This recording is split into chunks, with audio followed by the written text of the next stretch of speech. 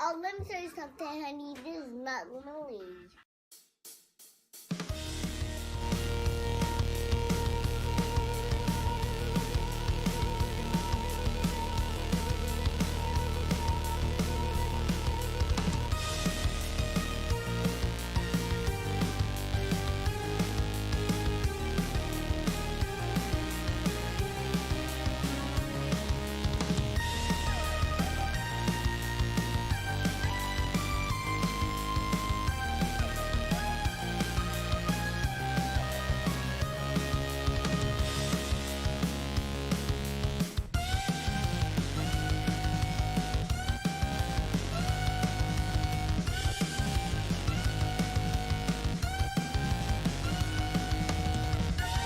Why should I go back on that podcast? On Side Scrollers? I got the sense they didn't like me very much, man.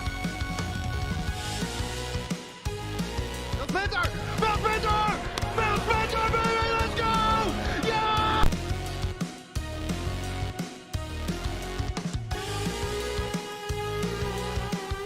Brett Moore says I'm having the worst day. I needed some G&G. Why? What's going on? Oh, you slipped a disc in your lower back. That sucks. Jesus. Blind One, I will be getting Immortals of Avium, but I'm waiting until it's like, $30. I heard it's really good, but $70 good with everything else that's out? I don't know.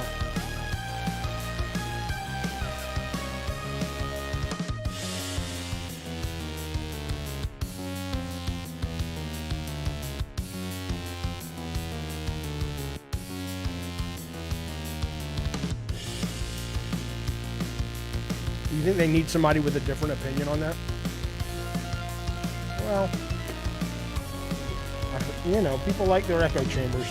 I'll tell you something. Part of what we're going to do today is read some of the comments on the last Constellations I was on with Colin and the gang. So, some people just don't like me. I struggle with that. But at the same time, I celebrate that. When I vomited in the bed, I just laid in it. I'm not even fucking with you. You might wonder what I'm eating. Or maybe not. I'll tell you in a minute.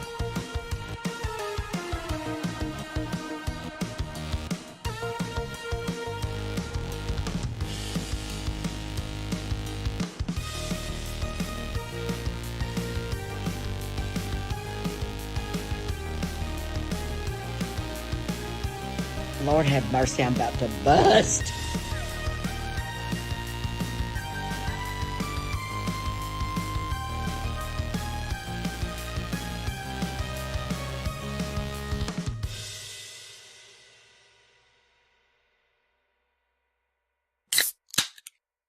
I had to find the button.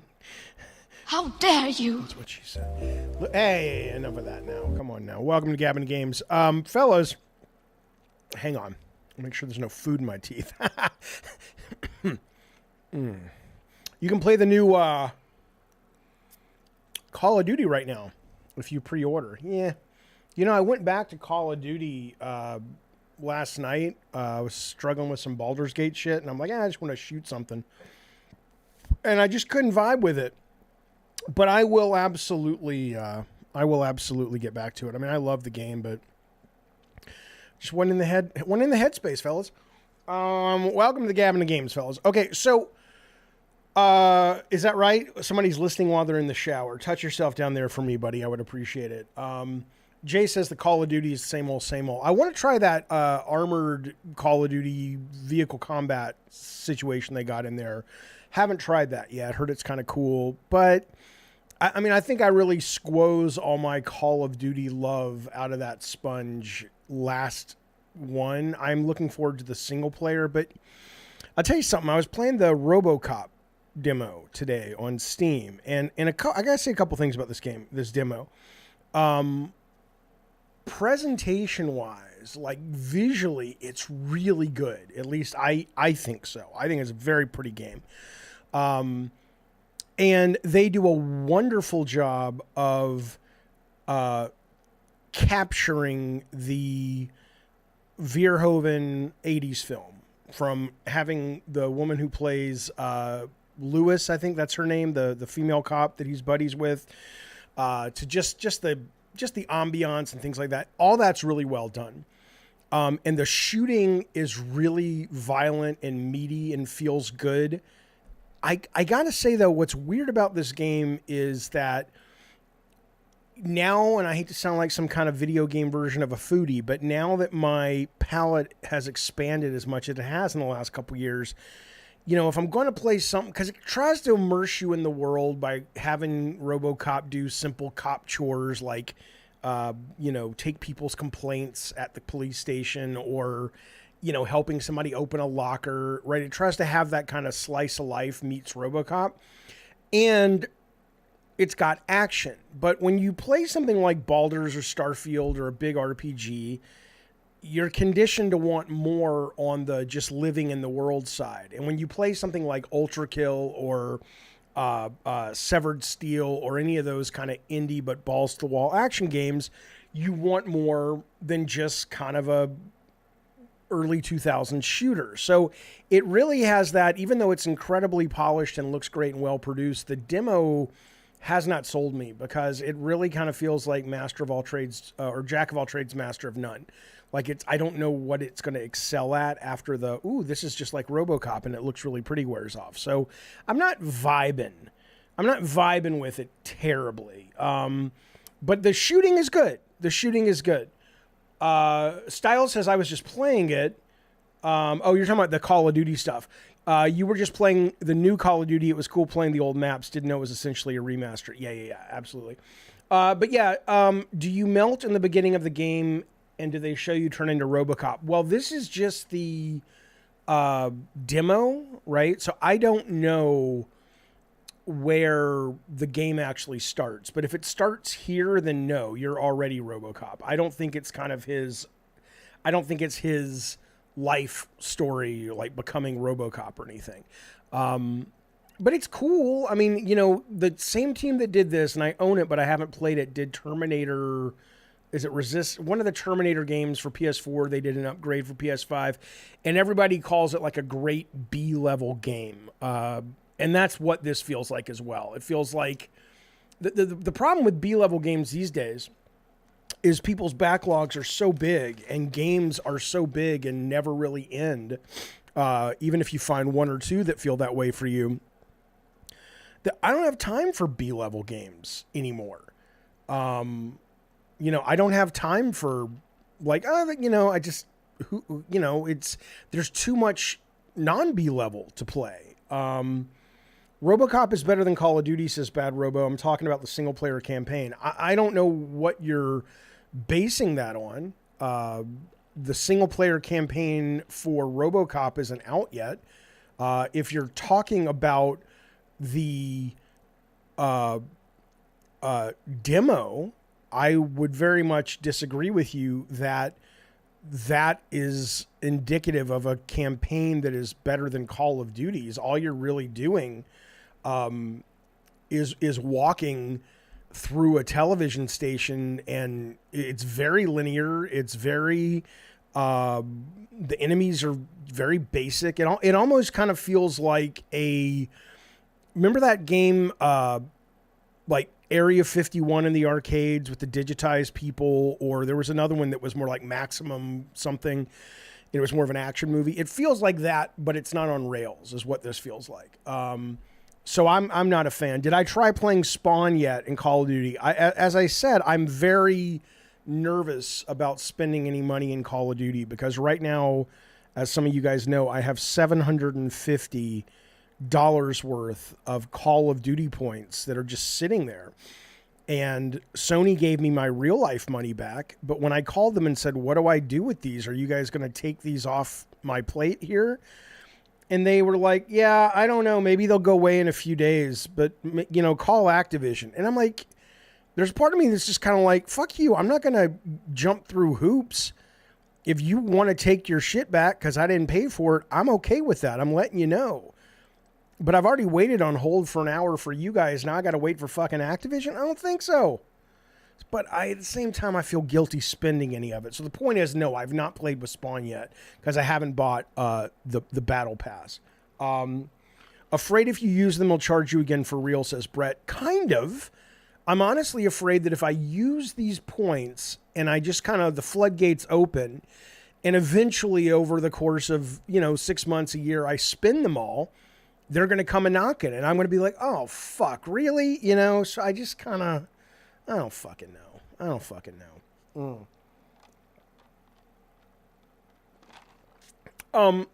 What else do you do in Call of Duty apart, says Bad Robo, from shooting waves of enemies and watching scripted scenes? Well, a couple of things. The shooting scenarios in at least the last 3 Modern Warfare or Call of Duties in general, in the single player, the scenarios are interesting, right? There are, they're not like groundbreaking, but there was like one recently, I think it was like this 2 campaigns ago, where you're on top of this like 2-story building that's overlooking a field, and you and your guys have to get stuff done on the building while you're also watching with your sniper rifle for people who are crawling through the reeds in the field to get to you. Just little setup scenarios like that. Or even one in the last Call of Duty where it was flooded up to your waist and you were just shooting, right? But one of the ways you could stealth now was go underwater, because you could swim a little bit and they couldn't see you when you were underwater. So you could swim underwater and find them and shoot them in the knees, and they drop and you shoot them in the head. But you could only obviously stay underwater for so long. So again, it's not groundbreaking, but you had to take into account your air and how long you needed to be underwater to pull off the stealth attack, right? Or you just went in guns blazing, but you had a less chance of surviving. It's stuff like that, that if you play at least the demo in ROBOCOP, none of that is there. The demo of ROBOCOP is just literally walk in a really linear path, and there's a guy jumping out. But what I will say also about ROBOCOP, the demo that's cool, is the destruction is really good. It's nice to play a shooter where it certainly isn't like the level of Duke Nukem back in the day, but you shoot the soda machine and tons of cans spill out, or you shoot a pillar that a guy's hiding behind, and like in the Matrix in that elevator scene, when they get off the elevator, all the rebar and drywall just comes flying everywhere. That's pretty cool.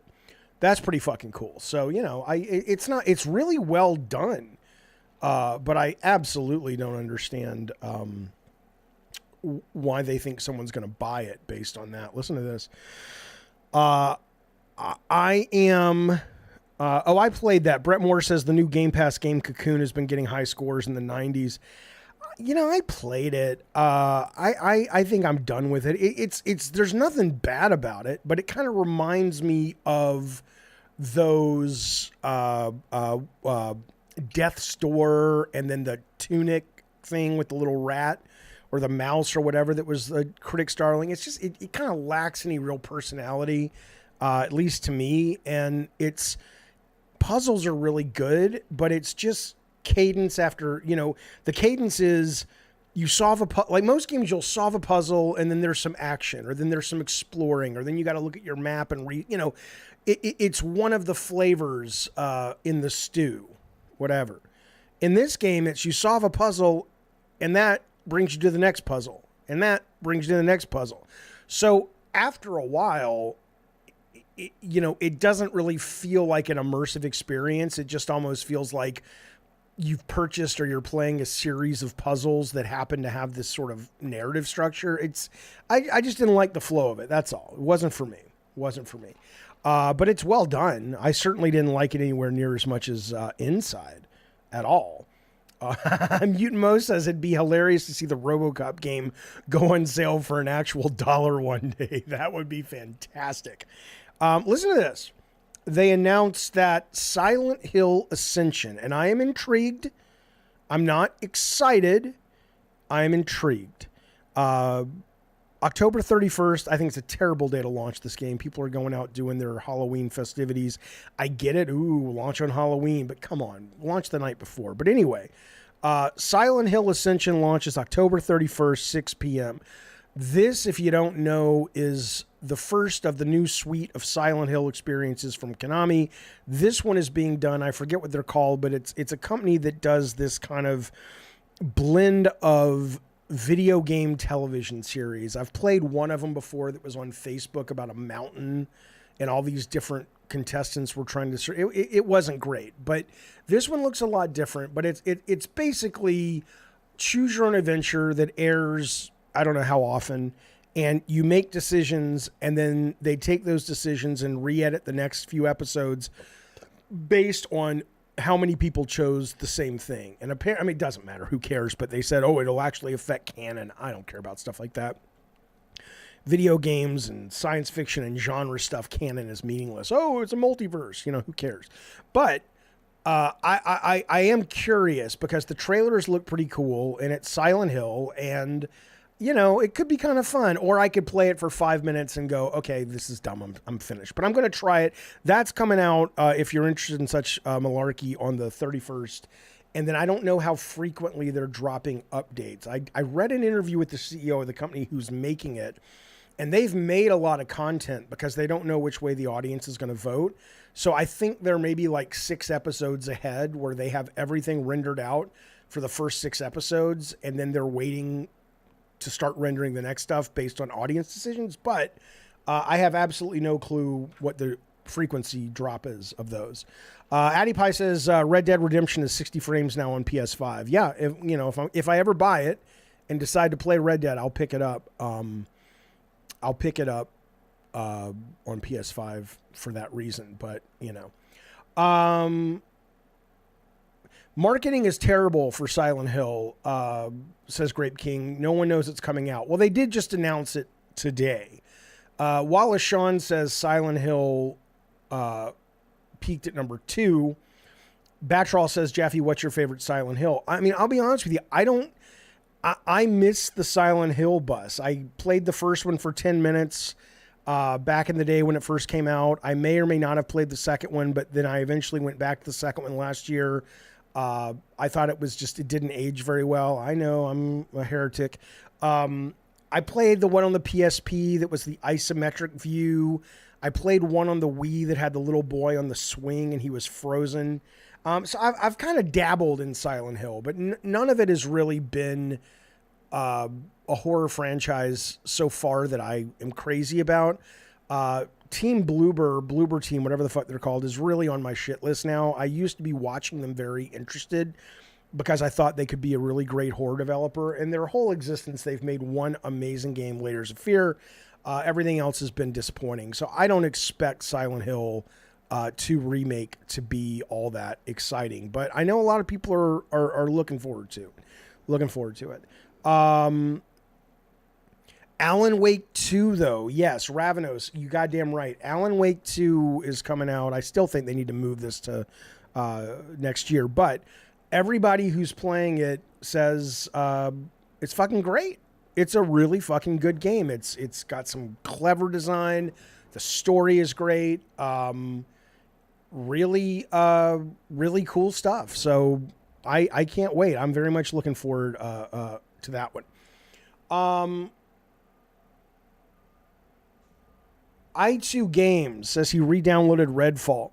Well, yeah, because today, I don't know if you guys saw this, but Microsoft and Arcane put out a patch which got the performance up. They didn't come right out in the patch notes and say it's now at 60 frames. But they did come out and say that performance on S and X is suddenly really good and really, really stable. And then they did more with the AI and stuff like that. So I may download it again. I was thinking about it because I do like the setting and I'm just curious. I didn't abandon it because of the frame rate though. I abandoned it because it wasn't the kind of smart, solve the puzzle however you want to Arcane open world sandbox game that it had promised to be. And then I was just like, well, this is just kind of a shooter that's kind of whatever. But I might go back and check it out. Serv says he's playing Redfall right now. Do you notice a big difference in frame rate and gameplay, or it's pretty much more of the same?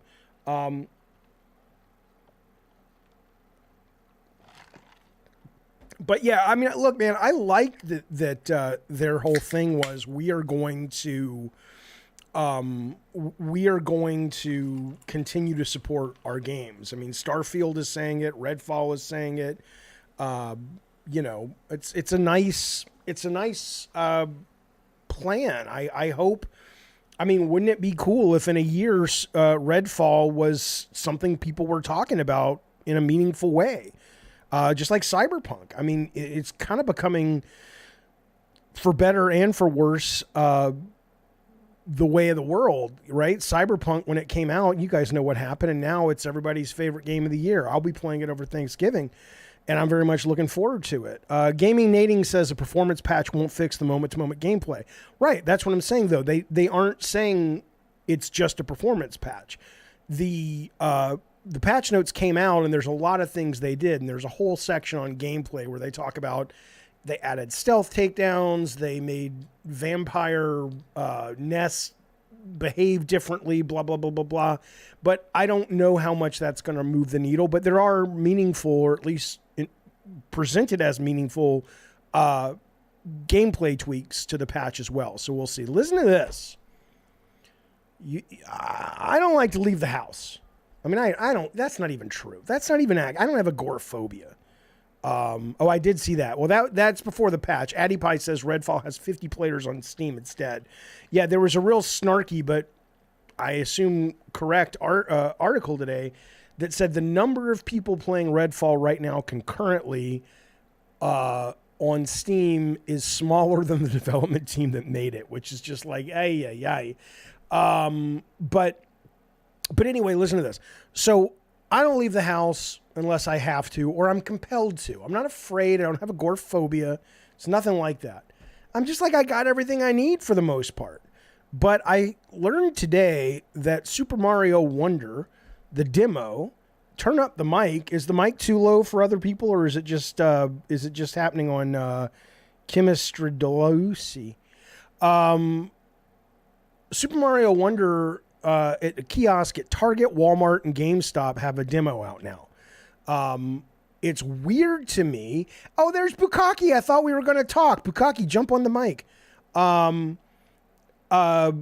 It's weird to me that it's not on the eShop, but I would assume it will be on the eShop, but absolutely worst case, if it's not, I'll go out to Target or Walmart or something and give the goddamn thing a play. But I'm excited for that game. I mean, I'll probably won't finish it because I don't finish games, but I'm very excited for that fucking video game. Jaffe, do you think Spider-Man 2 is going to blow your mind? I'm excited for that. I know people have a hard time comprehending the idea that just because I complain about something means I must hate it. They don't understand that I can complain and be critical, but still be absolutely in love with things. But it is what it is.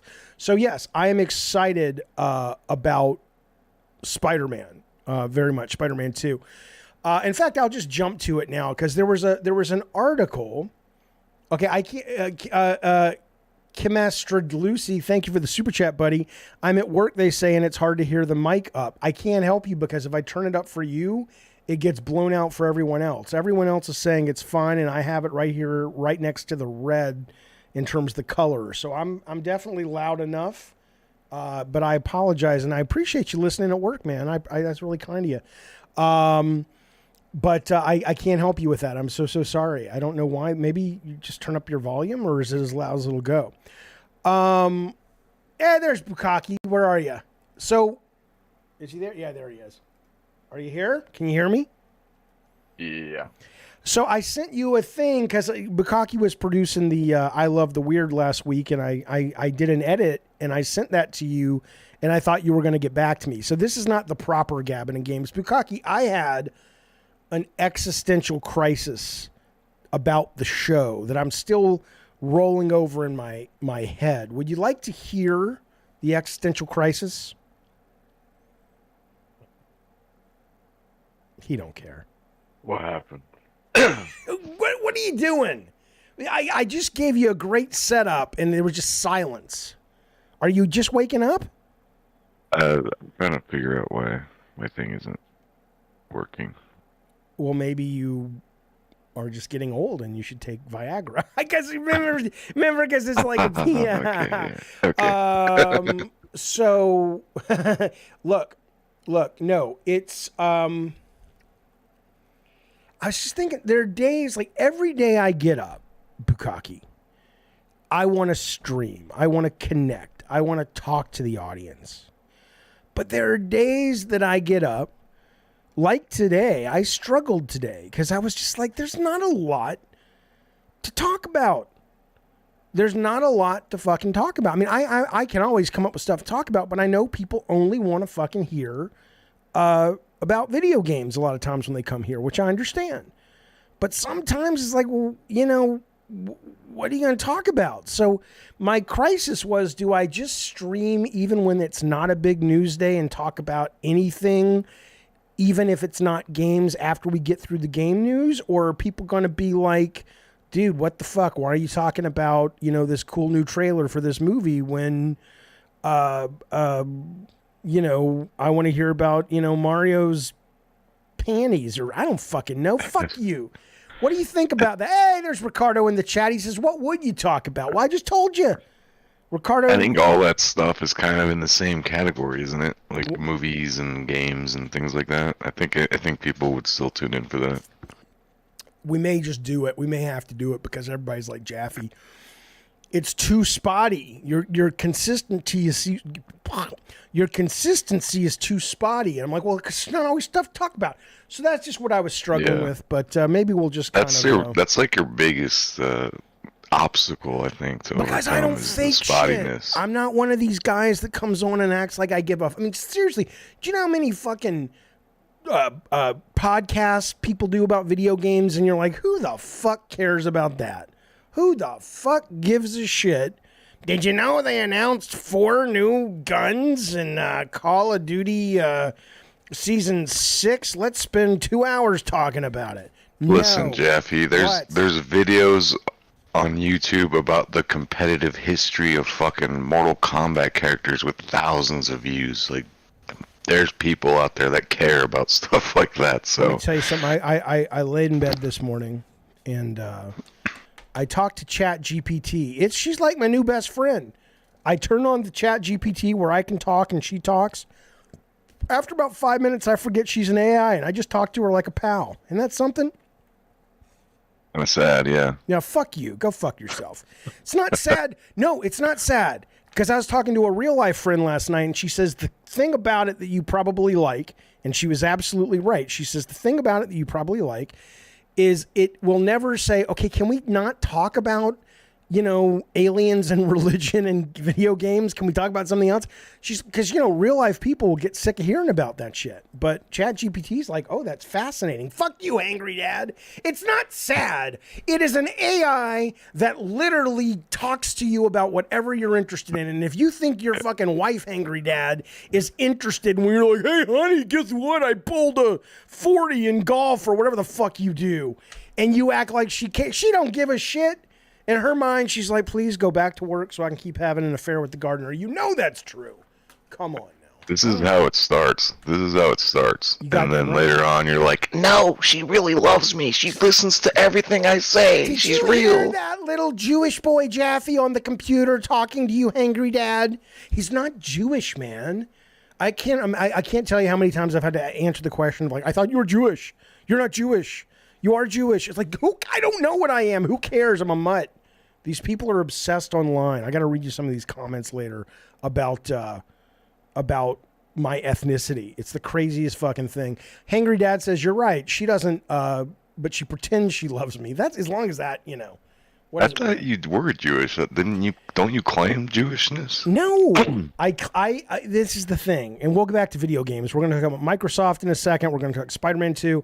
But I do want to say this. So I was on Colin's show, and it's always, you know, because, you know, and Sidewinders or Scrollers, whatever the fuck they're called. And, you know, there are people over there. It's like, oh, you're one of the small hats. And I'm like, do you mean Jewish? It's like, well, I can't say Jewish because YouTube will ban me. No, they won't. You fucking idiot. But anyway, I say, well, you know, look, man, I am agnostic. I've been agnostic since I was 7. I was raised Jewish. My mom was Southern Baptist and not Jewish at all. My dad was very, very Jewish, not religious, but, you know, from that part of the world. And then she converted. They got married. They had babies, blah, blah, blah. So I'm like, if that makes me Jewish, then I'm Jewish. But I don't practice Judaism, and somebody's like, yes, but you're culturally Jewish. I'm like, okay, I don't care. Whatever you want to call me, you can call me. You know, back in the old days, not marrying a Jewish lady or man would be like an exilable offense. Oh my God. Yeah, no thanks. Do you know why? Because you can't carry on the religion, right? Well, because the next coming of Jesus was supposed to come from a particular line of Jewish people. So they're like, if we don't... Yeah.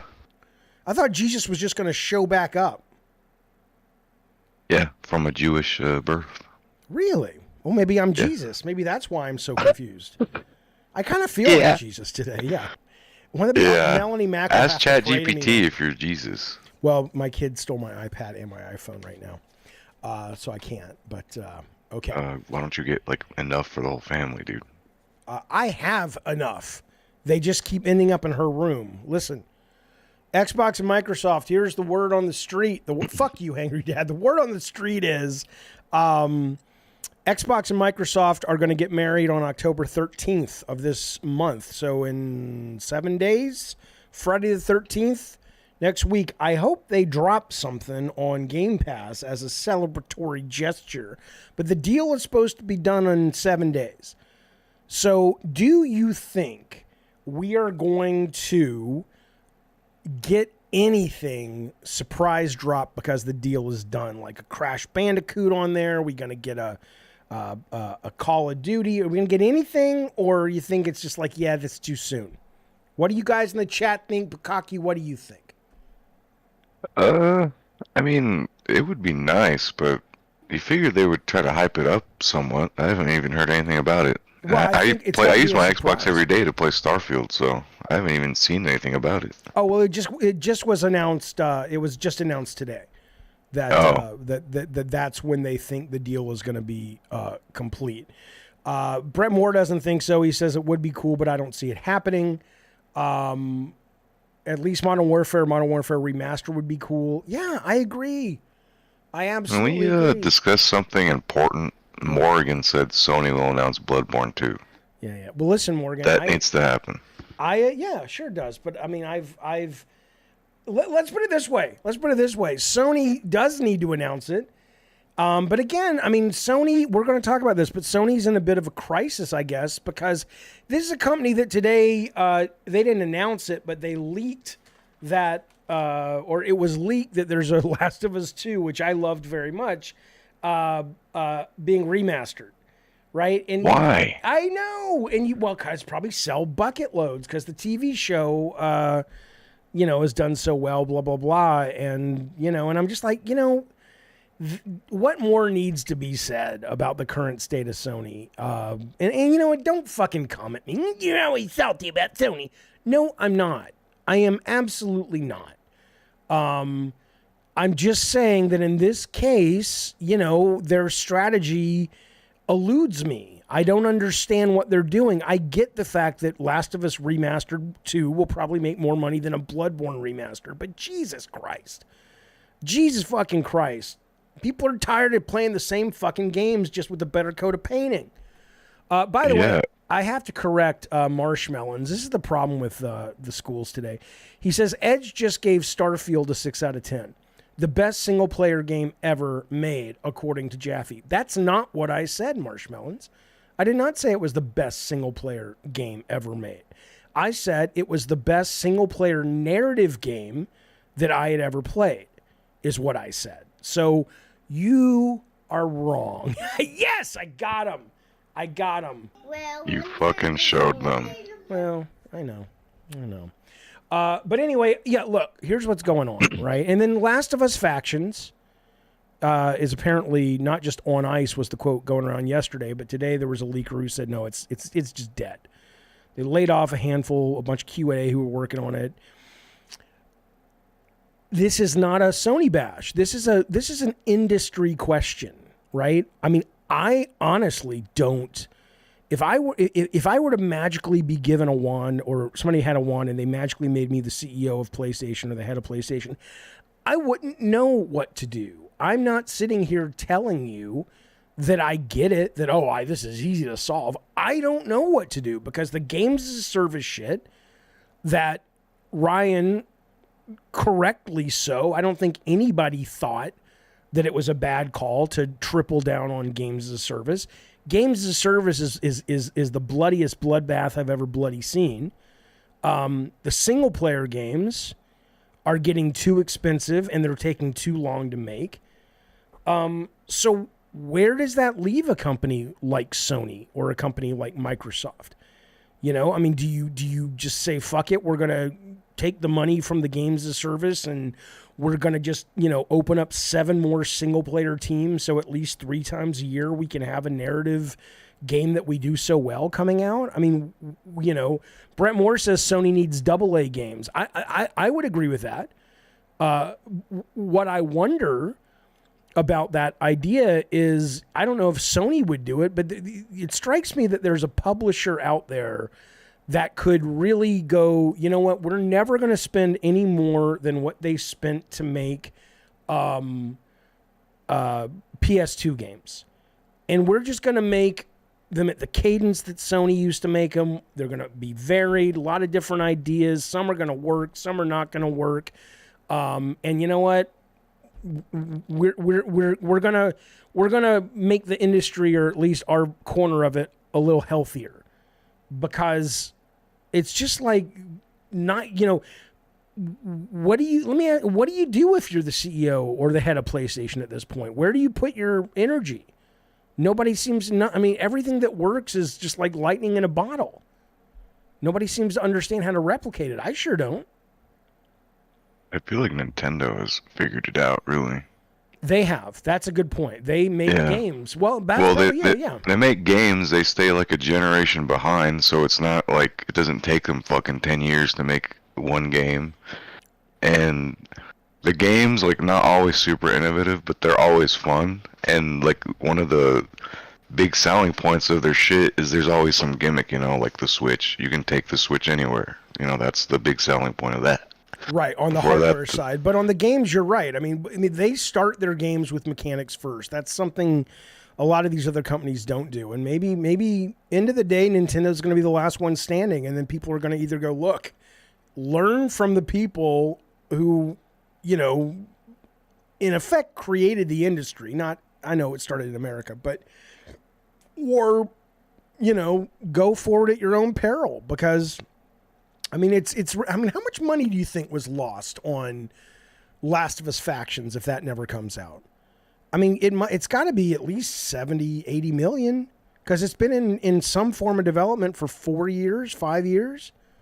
That's crazy. And it's just, they can't figure that out. Well, it's not like, I mean, you know, none of us know, we probably never will know, but it is a fascinating thing. I would love to figure out or be a fly on the wall of that meeting where Bungie and Naughty Dog and Jim Ryan and Scott Rhodey or whoever was involved got together and said, we can't continue with this because of this data, you know. And was it like Druckmann going, thank God, now that he's the head of Naughty Dog, I never wanted to do these fucking games as a service?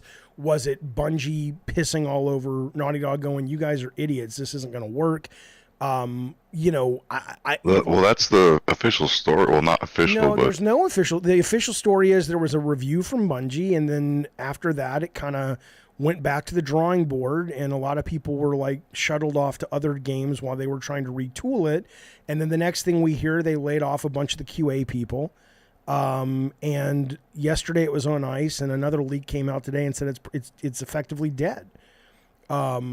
And so either, I mean, Bungie may have had a good idea and they may have been right, and suddenly they said it and everyone was like, yeah, of course, we didn't think about that. But I have I mean, that's pretty amazing that they could have dropped some knowledge in that meeting that was so powerful that it was worth killing an $80 million game. I mean, Sony must really think highly of Bungie's opinion too, because like, as a guy who played Destiny pretty regularly, like, yeah. That game is like always in flux. People are always complaining about something about it, and Bungie's always apologizing, rolling shit back, making changes to something. Like, they do listen to the fans a lot, but they can't ever seem to strike the balance of making a game that's just good for everybody. Well, I mean, it's, that's, you're never going to do that. You're not, it was so funny. There used to be a magazine back in the day, if you like comic books, called Wizard. And there was an article that a comic writer who wrote Green Lantern called Ron Mars put up when he was writing Green Lantern. I know this sounds geeky. Fuck you. But what was fascinating is he had created a new Green Lantern. It used to be forever Hal Jordan, and he made a character who I love, Kyle Rayner, who took over Green Lantern. And the fans were so upset that they literally paid to take out an ad in the magazine saying, "You must sign this petition to bring back Hal Jordan. We hate this." And it got me realizing it's like, this was pretty much pre-internet. And so everybody's always been unhappy. They always hate shit for the most part, so with Destiny and Destiny 2, it's probably more of the same shit. It's just like, oh, you did one little thing that we don't like, so fuck you. We hate it. But I mean, it's been a cash cow for him. I mean, clearly Jim Ryan thought at least $4 billion well about those guys. So, I mean, I'm sure they had some good points. But well, it's just bizarre too, their whole entire arrangement where they're like, we're going to buy Bungie, but like, you guys just keep doing your thing. We don't even want you to make anything exclusive for Sony. Well, I know, but what they were buying was the experience and the technology in games as a service. Because, I mean, tripling down is what Jim Ryan was fucking doing. He was just like, look, this is the future. And I get it, but come on. I mean, I don't think anybody could have foreseen how it's just become a war zone. And Hyenas, you saw that. Hyenas from Sega. The most expensive game they ever made. They canceled it a couple of months before the open beta started. I played the one of the alphas over a year ago. I thought it was terrible. I mean, that was one of the things floating around telling you guys this wasn't good. I mean, what was going on with you guys? I just feel like when they showed it off for the first time, the writing was already on the wall. Like, this is gonna flop.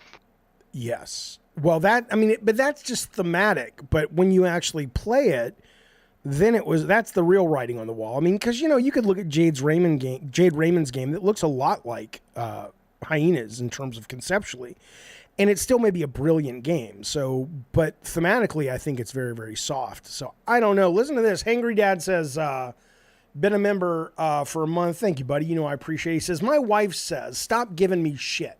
She says she listens to me because I want to be heard. Yeah, but that's like listening to somebody because... like a real man with high T, sir, and I can speak expertly on this. The woman listens to you because you have something interesting to say, and she needs to hear what you have to say because her life will benefit. If she only listens to you because you're talking, that's just kind of like conflict resolution. She just doesn't want to ignore you to put up with the fucking cost of a divorce lawyer. So, I mean, I hear you, Hangry Dad, and hang in there, buddy. It might get better. Probably not, but it might. Listen, Ricardo Estevez, he says, you betrayed me with Bukkake. I didn't betray you. Bukkake just says, hey, I can, we're do a couple test runs, and I couldn't afford you. You're fucking fancy pants money bags up there in Timbuktu, wherever the fuck you live, Ricardo. He says, because he's sexier. That's you, baby. That's a you thing. But seriously, more streaming. I miss the enthusiasm you had a few months ago and streamed Sekiro. Well, again, like I said, I'm trying to figure out, Ricardo, what to do with the stream on the days where I'm like, I want to stream, but I don't want to talk about some of this shit because it's boring. How many Play some fucking video games on stream, dude. I don't want to do that. That's not streaming. I can't talk to the audience. That's streaming. That's not my kind of streaming. It's not my kind of streaming. Go ahead. Prepare your brain to fucking multitask, dude. Come on, man. It's not that. It's that let me tell you something. The best thing about me is the genuineness and is the authenticity. And so I can't come on a stream and pretend to give a fuck when I don't. So when I talk about something, it's because I'm really interested in it. Right? I thought the best thing about you was that big, fat, juicy cock, but whatever you say. Alexa, can you call the police? Please. She might actually do it. No, I'm kidding. Alexa, stop. I'm kidding. Yeah. Jesus fucking Christ. Listen to this. So I'm on the goddamn Colin Moriarty show the other day. and I'm doing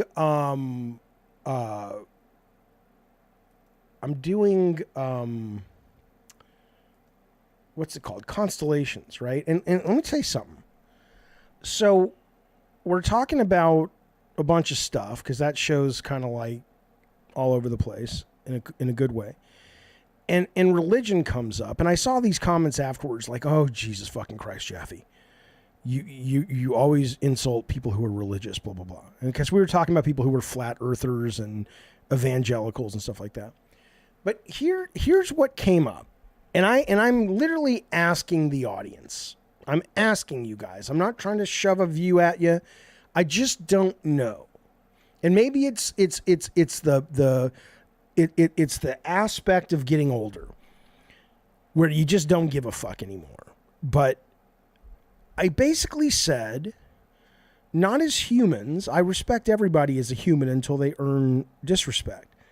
But if I encounter someone that takes religion, not as a concept, but as like the word of God and the Torah or the Quran or the Bible, and they really believe it, I struggle to have the same level of intellectual respect that I have before I knew they took it seriously. And I know that made me come off like an elite, stupid asshole. And I know people were upset with me, and I hate that they were upset with me, Bukkake Drive-By, but it's how I feel. Am I supposed to just lie about it? It's called tact, Jaffe. Learn how to use that. Why is that tact? It's like, if I can't... Look, we all have no problem making fun of Scientology. Oh, you cross the bridge and go clear, and then you get to talk to Xenu, and you've got all these whatever things hanging on your body that only the E-meter... I know I'm butchering the brilliant lore of Scientology. How dare you besmirch the good name of Scientology? Yes, and L. Ron Hubbard. And suddenly we are... That's okay. But there's this other set, whether it's Judaism or Islam or Christianity or Hindu, whatever, that it's like, but those, we've agreed that those stories that make just as little sense, those you have to respect. And I struggle with that. Am I the only one struggling with this? I highly doubt that. But then why do you say it's called tact? I mean, don't you think it's worth just being honest and saying, look, you may be a brilliant heart surgeon. You may be a brilliant this. And you're a good dad and you're a good human and you're one of my great friends and I love you and all that. But when it comes to this topic, I don't think you're on the same intellectual level as me. Is that terrible to say, even though it might be true? I mean, it makes you sound like an asshole for sure. I know. But I'm not. I mean, really though, like that example you used, like there's a brain surgeon who's like, yeah, I'm a devout follower. I believe the Bible and all that. You would be like, oh, I'm definitely smarter than this guy. No. That's not what I said though. I said when it comes to that topic, there are very smart people who are devout religious people, right? And that doesn't take away any of their intelligence and smarts in other areas. But just because this guy knows how to fix a broken ticker, if he turns around and literally says the earth is 5,000 years old because the Bible says so, I'll still let him work on my heart. But when it comes to his take on religion, I think something's wrong there. Right? Maybe not. Maybe not. Look at you, Bukkake. You will not get into this, will you? You will not get into it. I just have a different point of view. Like, I don't know. But what's your different point of view? Articulate it then. Like, if someone told me they're a devout follower in Christianity or Islam or anything like that, like, I don't know. I wouldn't like automatically just be like, well, I think less of this guy now. That's not what I said. A devout follower, of course, that's no problem. If you believe that, there's something about Christianity or Judaism or whatever that really speaks to your soul, go with God. That's great. But if I were to say, okay, but are you telling me you believe there is a place called hell and there is a place called heaven, and when you die, you are going to go up there, and there are going to be angels, and they say yes. You're not going to look at that person and say, I don't know when it comes to that topic if your intellectual capacity is good. No, because nobody really knows what happens when you die. Yeah, so but why you know would I? it's not that. You don't know that. But why would it be? I mean, yeah, but I mean, at that point, I have just as much chance of dying in real, and opening a door, and I've been in a PlayStation game my whole life. I mean, of course I don't know that, but isn't that the proper response? Is you don't know? Why don't we just all say we don't know?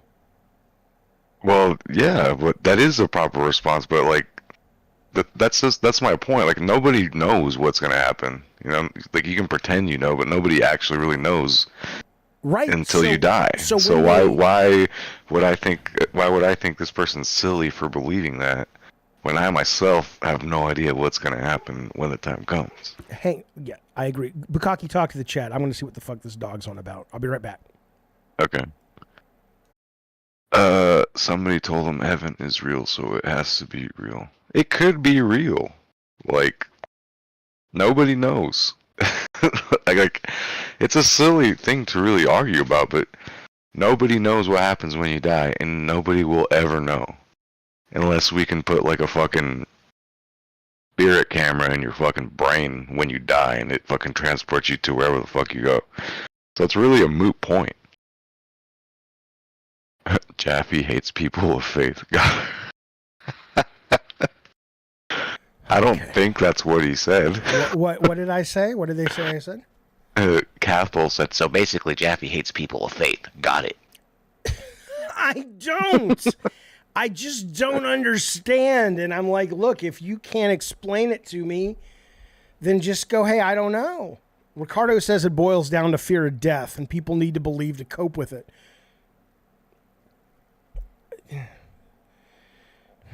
I don't hate people of faith, you idiot.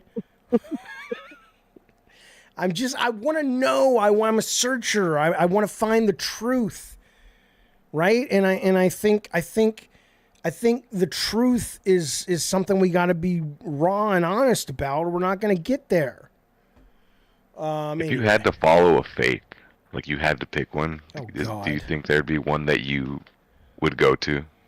Let me talk about that. Would you do me a favor, Bukaki, if you have time, and pop into the waiting room, see what these jagoffs want to talk about? Yeah. Thanks, man. If I had to choose a faith, I mean, $6, yeah, Buddhism, I agree with you. Not in terms of the actual faith, because there's some weird shit in that as well. But all the religions have great philosophies. Christianity has some great philosophies. Judaism, Islam. There's nothing about those that I have a problem with.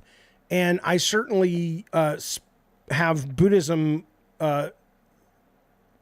speaks to me more, but I think all of them speak to me. But there's a difference between that and believing things literally. Pete Turtle wants to let you know Christ is king. Do you want to talk to him? Not at all. No? Not right now. Who else do we got? Nick is, he was a very devout follower, and he's an atheist now. Okay. I wanted to talk to you about that. Who's the Make-A-Wish kid? He just dropped out. That was Rob. Okay, let's bring on Nick if you don't mind. Pete Turtle, I don't not want to have you on, buddy, but I know exactly what you're going to say. At this point, I could do the whole fucking thing, but I'll bring you in a little bit. All right, here's Nick for now. Nicholas Fernowicus, what's going on, pal? Oh, I guess he disappeared. Nick, he'll come in a minute. Where you at, Nick? Hey, how's it going? I was just calling to give my opinion as like someone who was formerly like in the church, like hardcore. What do you mean hardcore? How are you in it hardcore? I was a Christian camp counselor for like 4 years. I was like the priest, like assistant in the church growing up. I was like very much into like Christianity until I was like 20 years old. So before you get to what happened, you, as a young adult, teenager, whatever, you literally believed that what? Like you believe the Bible hook, line, and sinker, or what were your day-to-day beliefs that Pretty much. I was pretty standard in like standard Christianity thoughts and beliefs. The thing that made me fall away was the idea of hell. I would always bring it up like every day. So I lived as a Christian camp counselor every summer for 4 years.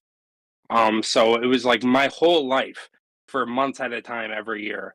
And every single other counselor I noticed like seemed to either ignore the fact that like everybody who wasn't born a Christian was going to hell, or they just acted like it was no big deal. Yeah, we all deserve hell, and we're just lucky that we're not going there. And that's what made me fall out personally, was the fact that it's like I remember there was a big conversation about the Native Americans for whatever reason. I forget why it came up. And for me, I was like, oh, it's like they're nice people, they're kind people, they're good people, and they're all going to hell just because they weren't born with the message of Christ.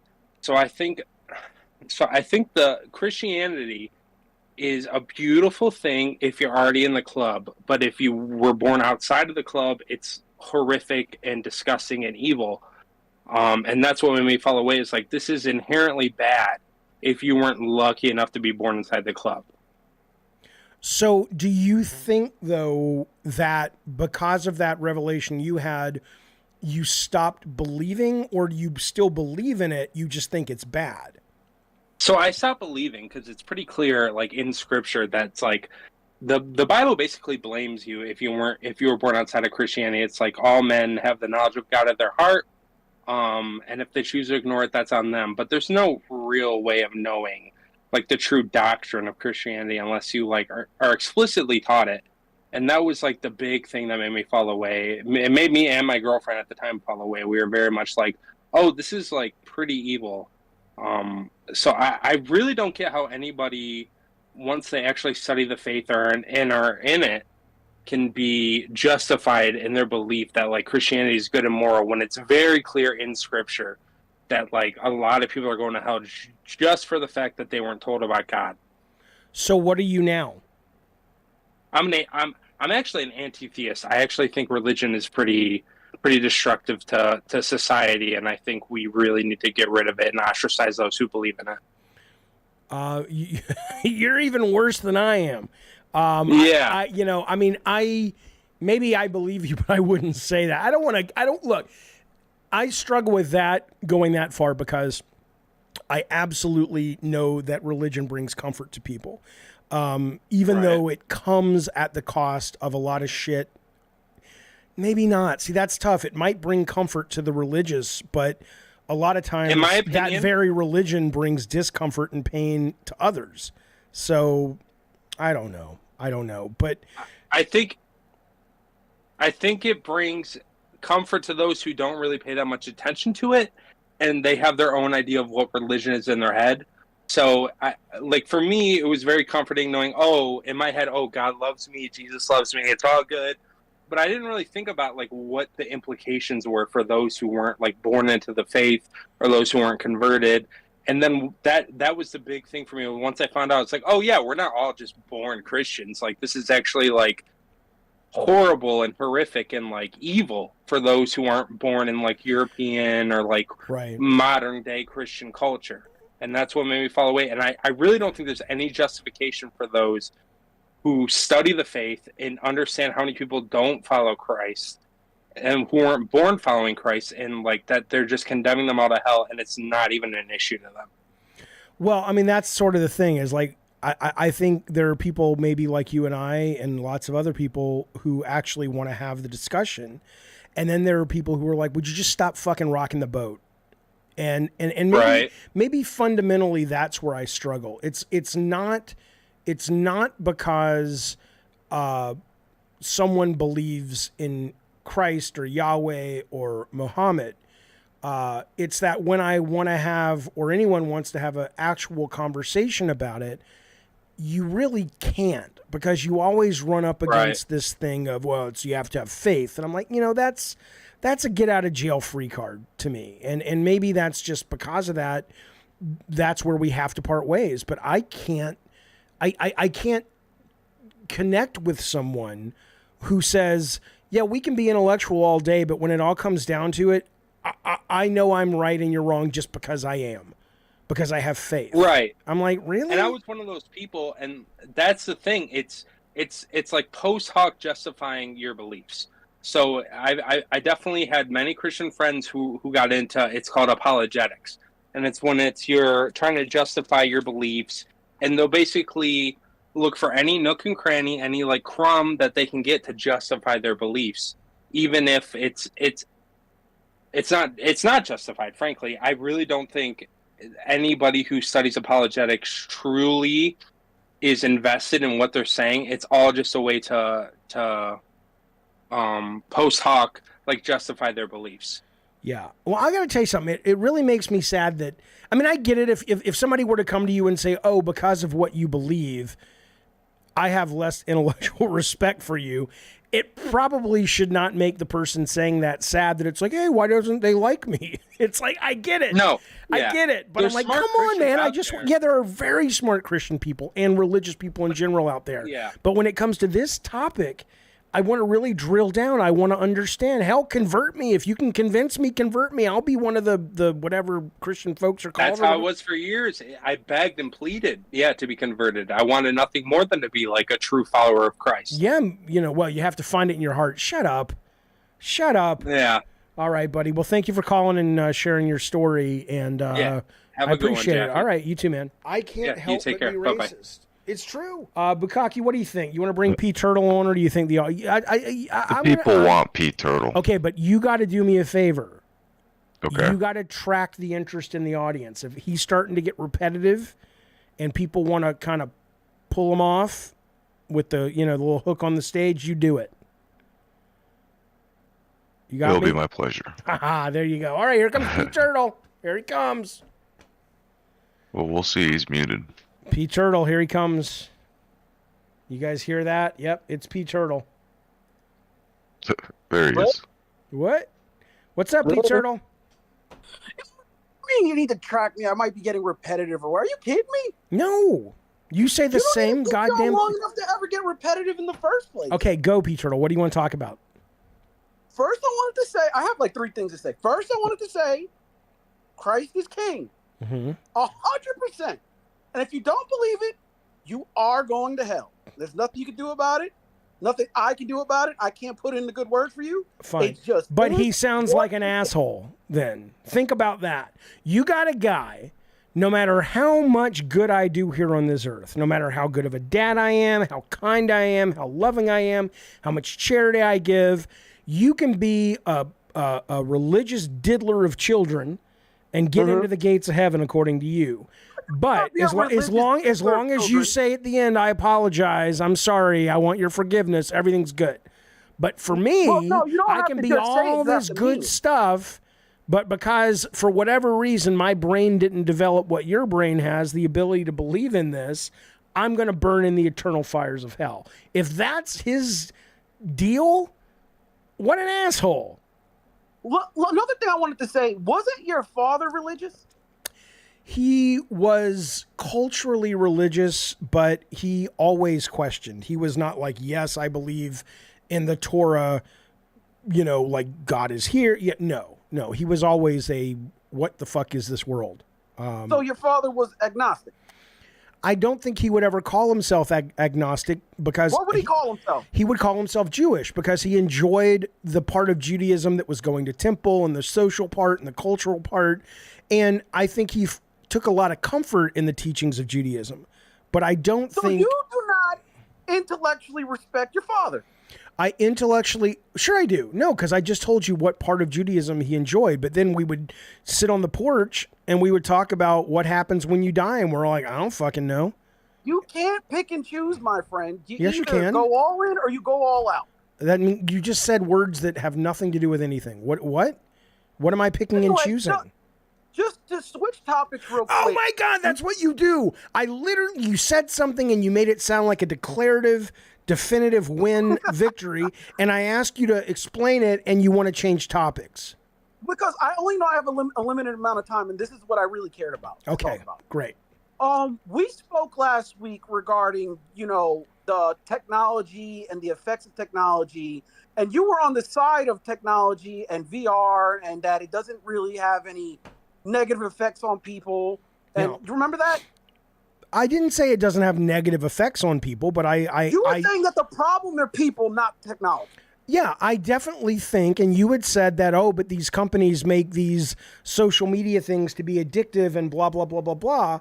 And I'm like, yeah. And I think parents and maybe even regulation needs to get involved, and they're starting to protect people from other people, not the technology. But if you've got somebody who runs like Musk, who runs Twitter, and he's intentionally, creating animosity amongst people in order to get advertising, that's not the technology's fault. That's Elon Musk's fault. But you don't bring up Mark Zuckerberg, who's making that VR technology that you were stealing.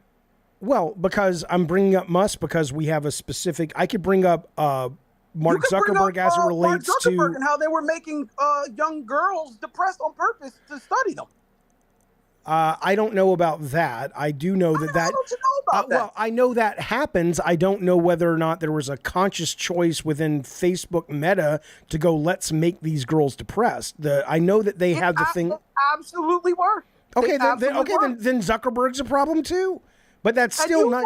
But that's still. But that's still not the technology. Even though he's making that product. That's still not the technology. That is still the person. Behind the technology. What? He's the one behind that VR headset, Meta, right? Yes, but you're. This is why talking to you is like talking to, a first generation chat GPT, because it's like because it's like we started talking about one thing and then you're like, no, I want to really talk about why you think technology it's not people's fault. No, and then I said, well, no, it's the people's fault, but because they're making these choices of how the technology will work.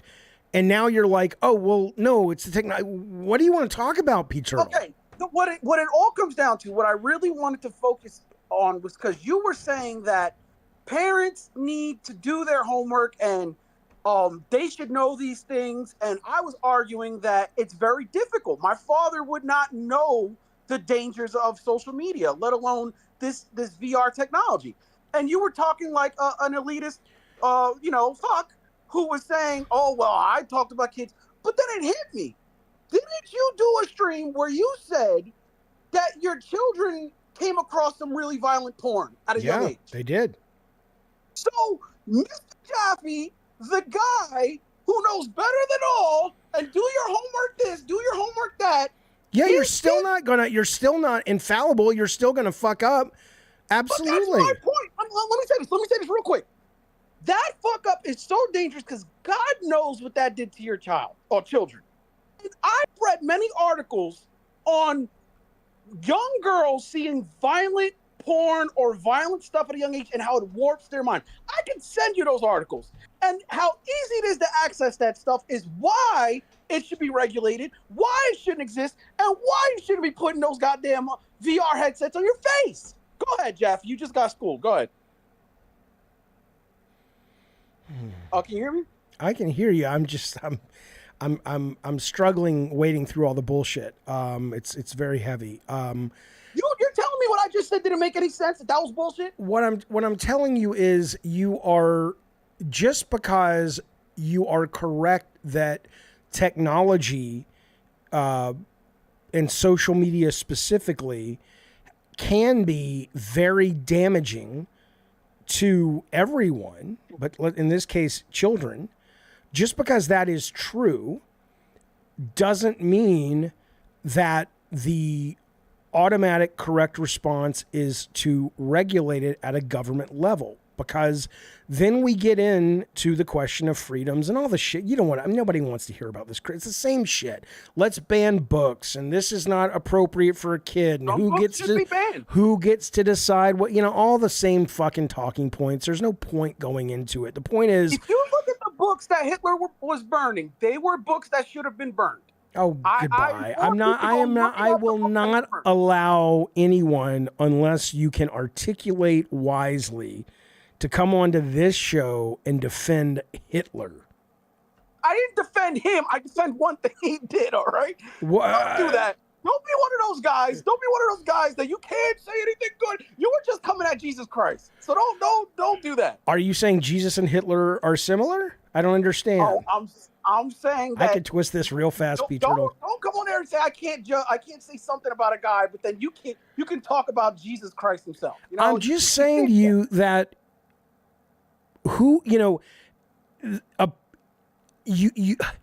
I mean, this is like Civics 101. I'm not saying that your heart may not be in the right place as it relates to children. I'm saying that if you give the rights to the government to tell the parents what their children can and can't consume, where does that end? If Trump gets reelected, he was talking about we need to get more pro-America indoctrination in the schools, right? Well, I don't think that's healthy, but if we have it your way, it won't matter what I think because the government will get to decide what's regulated for my children. Now, Jaffe, listen, I'm going to let you go. Let me ask you one thing. It's not long. I just want to say one thing, and I'm out. I will not overstay my welcome. Nice response. Go ahead. And I want you to be honest with me. And if it's personal, yeah, go. Do you think your children watching that at a young age? Do you think that might have had any lingering effects? I mean, I don't know. There's no way to know that. Do I know that we are a family that she was comfortable letting us know that she saw it and that we were able to talk about it? Yes, that's good. I'm glad about that. Because really, as a parent, the only thing you can really do is your best. But sometimes your best means you're going to still miss stuff. But then your next best is being a responsible parent and helping navigate whatever the damage was because you missed stuff. So is it possible that there was lingerings? I'm sure. Just like there were probably lingering effects from the time I accidentally walked into a dressing room when I was 2 and saw, a sexy lady having sex with a coat rack. I don't fucking know. Sure. So, but it wasn't anything that we felt was like, oh my God, this all comes down to the fact that she accidentally clicked on this site or something. All right, we'll leave it at, my only feeling on it is that, and it's not specifically that situation in general. I truly believe how easy it is to access porn and stuff on the internet. It's almost the equivalent. Okay, we gotta go. We're dropping viewers, P Turtle. We're dropping viewers, P Turtle. We gotta go. Go. You're not that guy, pal. Trust me. You're not that guy. There you go. All right, what do you guys want to talk about? I'm fine getting back to games if you want. Hey, listen to this. I want to tell you guys something though. Do you want to read some comments? Yes, give me some comments, Bukaki. What do you got? OMG, P Turtle is a manager in the WWE. He kind of is. He kind of is like that. Absolutely. All right, there you go. Raider Black RX. Porn should be regulated because then you get into gore and CP. That's where we should draw the line. What is CP? Child porn. Oh. I think we can all agree on that. Well, yeah, but that's already regulated. That's already illegal, as it should be. Let me ask you this question. See, I'm always prepared. Come on now. Florida is proposing, I don't know if you saw this, Florida has a proposal that says they are going to execute child molesters. I want to make sure I'm getting this right. Florida's law allowing, here it is right here. Florida's law allowing the death penalty for child rapists is now in effect. Do you think child rape warrants the death penalty? That's the question that was being asked in these articles. Man, that's a tough one. I mean, I think child molesters are some of the, if not the top of the food chain when it comes to just being monsters. But at the same time, they're probably really mentally fucked up. I mean, and more importantly, if if you want to punish them, why would you kill them? Why not put them in solitary confinement for the rest of their lives? That's torture, right? That's pain. Ultra Awesome says, that's a tough one. What? Again, guys, come on. I'm not saying these are good people that deserve, oh, no, don't be mean to them. I'm saying that this is a kind of chronic problem that is marbled into our society for a very, very long time. And so there's got to be a point where we say, yeah, let's kill them. But there's got to be a point where we go, how do we stop this?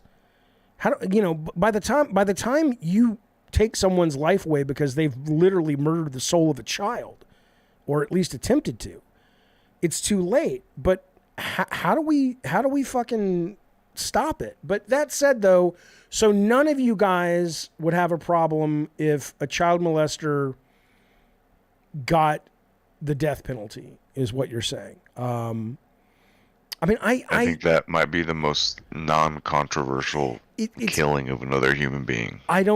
Mostly. I don't disagree, but I also struggle because, if you listen to a lot of these guys, they're usually guys, they'll talk about their own childhoods where they were abused. And it's like you're not forgiven. You should be punished for the rest of your life for what you did, and maybe you should be killed. I'm not saying you shouldn't. I'm saying I struggle with it because as much as I agree with what the chat is saying, I also go, you were a little kid. You didn't ask to be molested. You didn't ask to be traumatized. You had no control, and you were. And that sent you on this path that seems to not, I don't know the science, but it seems that is a pretty common thing that child molesters will have in common in their backgrounds. And in that, I do feel like, right? Doesn't that make you at least think a little bit about it? Or no, you still don't care? No, I just think that they should die. Because they're always, like, a majority of them, like, reoffend. Like, there's just really... Okay, so what about chemical castration? So you'd stop... I don't even think that stops them. Really? Yeah, the abuse still occurs after that. Samium says, if you know how it feels to have it done to you, how could you do it to someone else? I don't know, but are you telling me that the data is wrong when they say this is occurring regularly? I don't know. But then you get to the point of why are you punishing, or how are you punishing them? What is your goal? If it's actual punishment, don't fucking kill them. Unless you're religious and you literally believe in hell, then sure. But short of that, like if you die and you just stop existing, fantastic. That would be a great get out of jail free card. Put them in a fucking,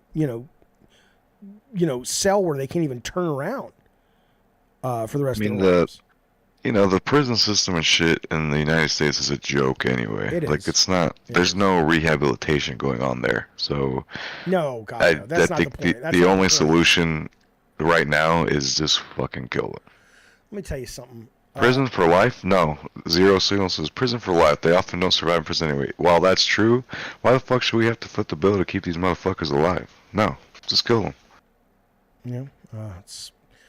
Verge super chatted. Thank you, buddy. He says Amazon's about to release its space internet service, and Starlink upgraded to 100 gigabit speed. China doing 6G space internet to cloud. The cloud future's looking bright. Right now, Verge, first off, thank you for the super chat. This is what I'm saying. I'm just getting old and cranky. I don't care. I've been saying this forever. People are like, cloud, it'll never work. You're never going to get cloud gaming to work. Fuck it. You're just wrong, Jaffe. And I'm like, guys, not today. But there's new technology around the corner every goddamn day. We'll get there. I agree with you, Verz. This is the future. Fucking cloud gaming. Absolutely. It solves a lot of the problems that these console companies are going through right now. 100 gigabit speed. Space internet to cloud. Think about that. Think about that. Eddie T says, well, yeah, but you're a collector. I get it, Eddie T. The future ain't bright for you. Cloud gaming and digital is against God's will. The question I have for Eddie T is what are you going to start collecting?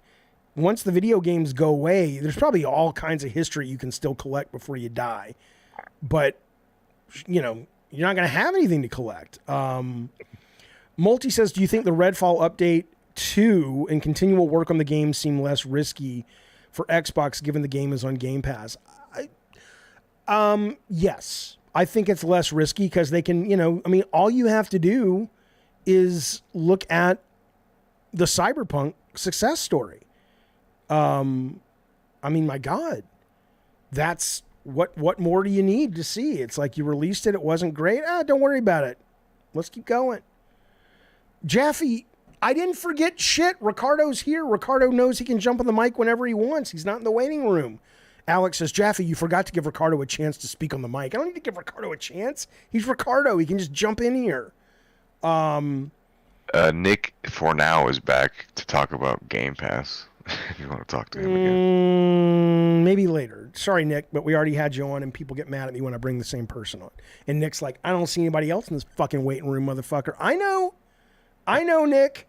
I'm just saying.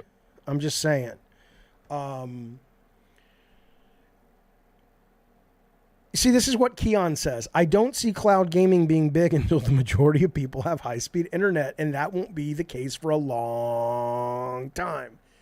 Well, no. I'm revealing through Ver's a story of 100 gigabit speeds that are being done in China right now. It's not going to be that long. But sure, you're right. I mean, and then you still have to solve the issue with being close to the data centers. But again, it'll get solved. There's money to be made. People will solve it. Rafno says this ain't China, pal. Oh, I know. Thank God. All right, let me go to some other topics because, you know, whatever.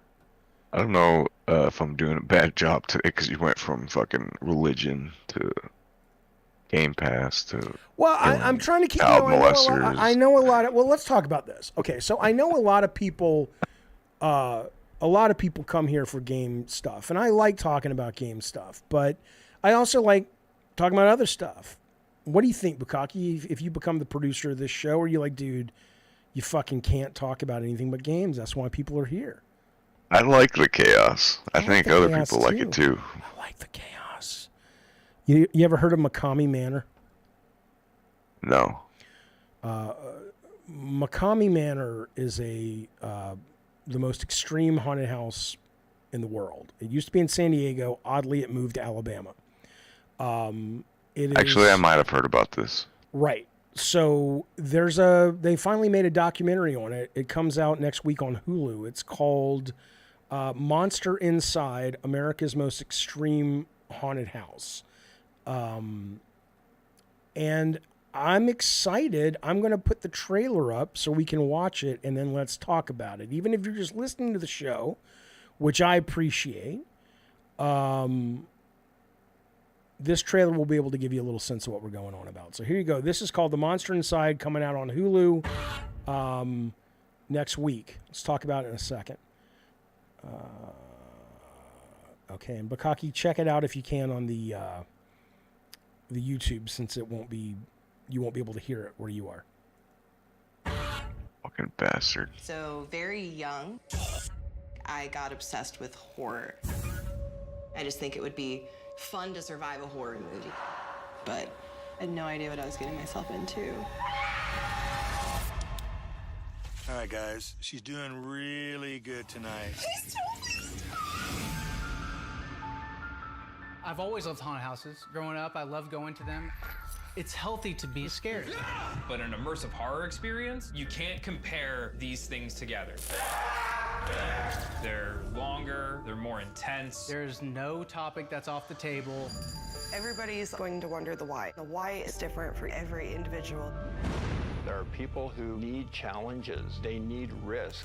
I don't think that this is any different than mountaineers or people that skydive. I was drawn to it because it was unusual. I thought that this was gonna get me a little bit of fame. But every horror movie has a monster. I'm the owner and creator of McKamey Manor. McKamey Manor billed itself as the most extreme haunted house in the world. Got this, okay?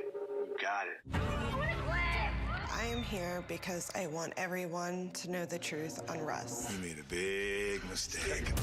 Russ McKamey aspired to be an entertainer and became the torturer. You go to McKamey Manor, you might not make it out. They drug you. Your hair may be chopped off. I was like, how is this possible? It's a straight up cult. The list is long. There was a $20,000 money prize. Some people are enticed by that money. Today's the day for my McKamey Manor tour. How bad can it be? Let me go see. The show's never over with Russ. Under the law, even if they have signed a waiver, it's a violation of your consent if that control of your consent is actually taken away. I started to get some weird feelings from Russ. You have a tired little puppy here. And that's when it got violent. How do we stop him? Please stop, Russ. Please do not come here. Russ is the great danger. It's not going to shock me if someone dies one day. Come on, everybody. Come on in.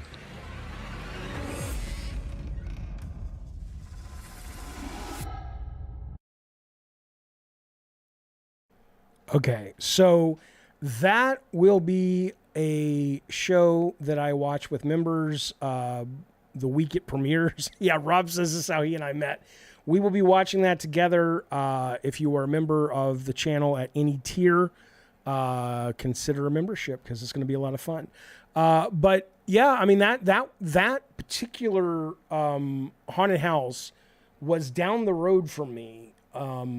And then it's since moved to, I think, believe it or not, Alabama. Don't ask me why. But I don't, what I can tell you about this is I love haunted houses, but, and I hate current haunted houses because they are so benign and they are so safe and they are so just non-creative.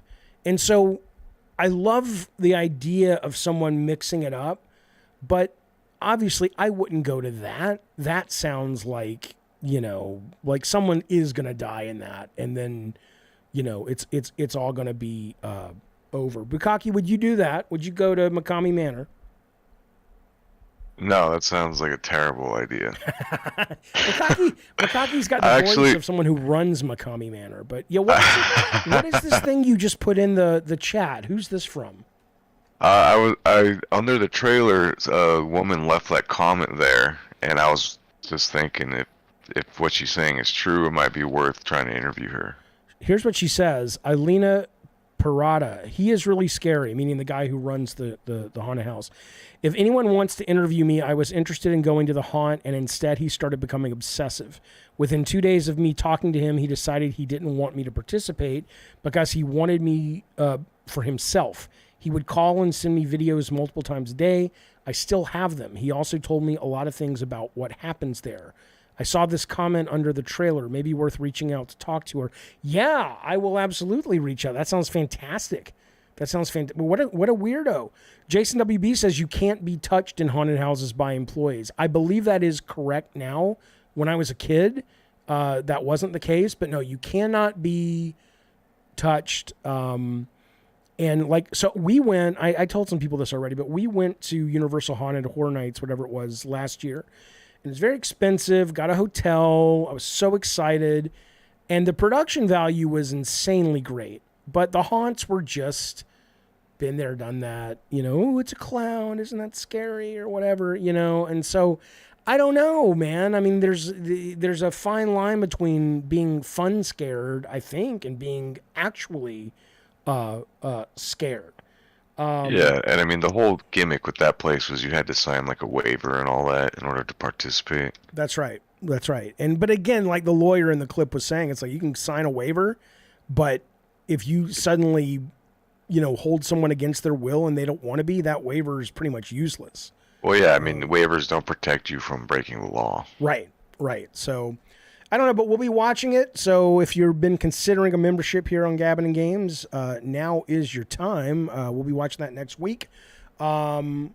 Jaffe outing himself as molested, says Jake Z. Nope, I'm one of the lucky ones. I'll be honest with you. There are a lot of people, and I know people. I'm very close to some people who were, and I've used their quote before, but it isn't far from my mind when this topic ever comes up, which is they said it's like the murder of a soul, and so.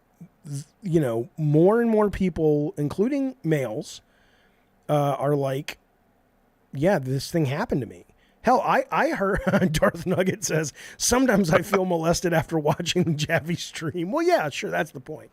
But Kevin Smith came out recently and talked about being molested. Fucking the director, Kevin Smith.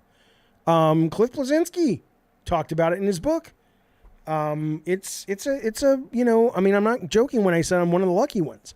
I don't know what the percentage is, but I'm close to people who were, and it still hangs over them. Absolutely, to this day, many, many years later. Titus Crow says, we need to get Jaffe into that haunt. It would be hilarious to see the terror in an old man's eyes. Why don't you just go to your dad's house and show him what you've become, bitch? Damn. Well, let me tell you this, Linda. We're just normal men. That We're was- just innocent men. That was actually pretty savage. You're goddamn right. Listen, all I will tell you though is, yeah, Clown says Cliff's just trying to sell his book. He wasn't molested. Cliff. Fuck it. What's going to get me the next $1 billion franchise? Yeah. I was molested. I don't think so. No, it is a really not good chapter, but well written and very moving chapter of his book. I'm sure that actually happens, though. You mean Like, you put out a book and some fucking dude's like, maybe spice it up a little bit, talk about getting molested or something, you might sell some more copies. I don't know. I wonder if those books ever do sell. Like, I wonder if anybody's ever written a video game book and it's just flown off the fucking shelves. I'm trying to think who could, even Kojima wrote a book and it was like, right? I don't know if there's anybody in the industry. Like, I don't think we're exciting enough, or when I was in it, we were exciting enough. Like, it would have to be something really salacious. Like, you saw those Ubisoft executives were arrested in France for sexual assault and all kinds of really bad behavior working at Ubisoft. And the French government or the French cops were investigating them for over a year. And just the other day, and these were the top of the food chain. This was like the head of creative of all of Ubisoft. That guy's arrested. He's in jail right now, or at least he was. I don't know if he got out. That motherfucker, but that's not, you wouldn't read the book because you want to know about him. You want to know about this crazy fucking story. Hey, there's my nephew, Scotty Crawford. Scott Crawford, let me ask you. Scott's in Birmingham right now. That's where he lives, or Alabama.